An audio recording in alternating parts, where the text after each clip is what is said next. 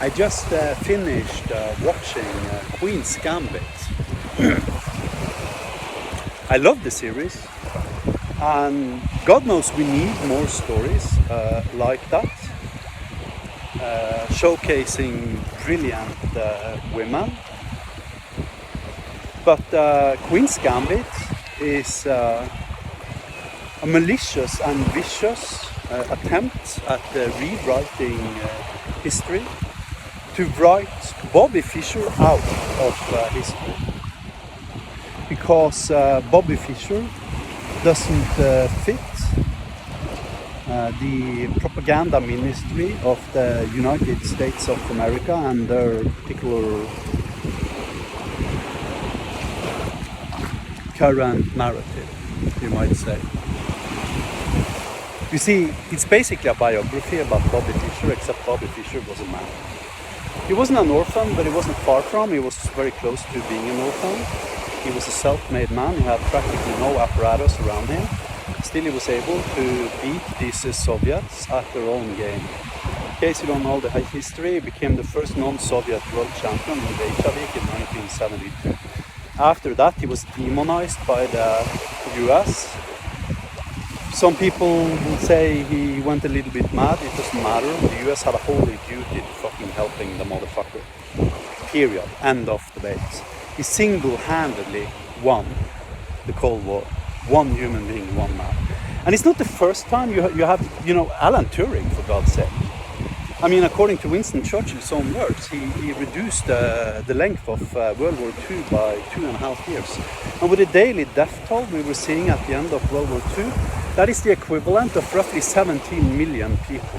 One man, one human being, Alan Turing, saved 17 million people and was murdered by his own government afterwards as a thank you.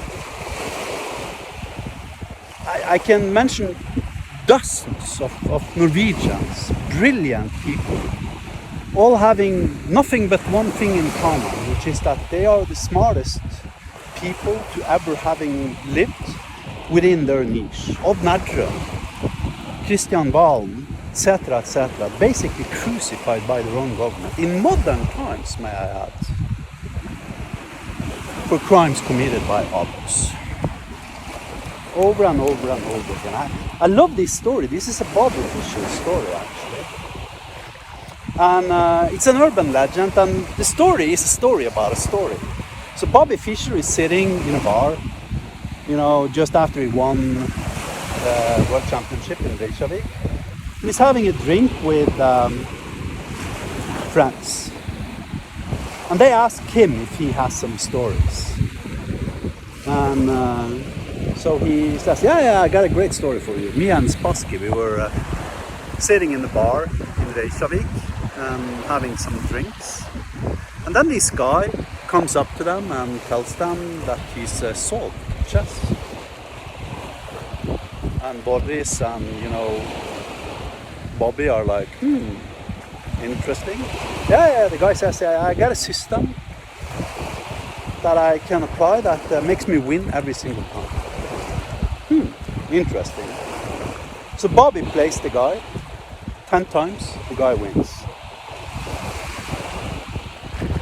And then Bobby calls for Boris Spassky and says, hey, Boris, you need to play this guy. And Spassky plays him 10 times and loses. And then the story ends. There's no more to the story.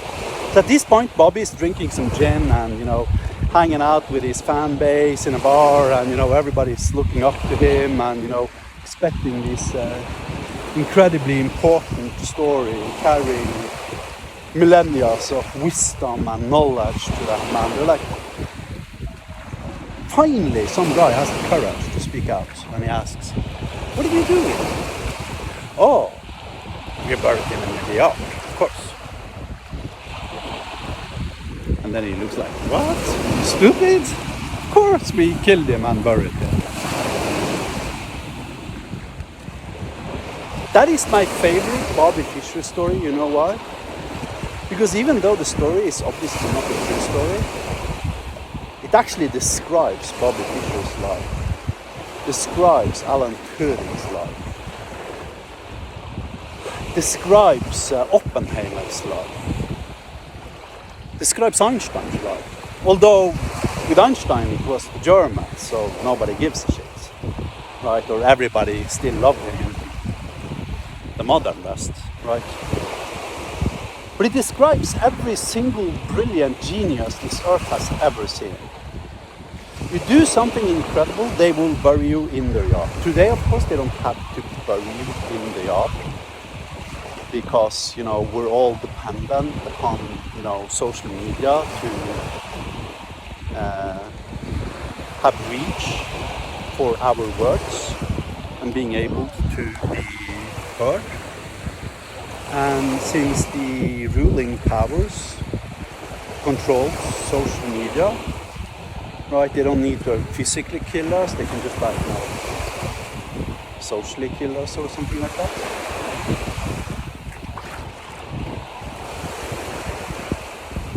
But I need to tell you this because it is important. Because the long-term effects of that is that absolutely everything you surround yourself with is crap. Doesn't matter if it's you know, software development, design patterns, or best practices, or DVD, or event sync, or what the fuck do I know. But if it's popular, it's crap. Period. End of fucking things.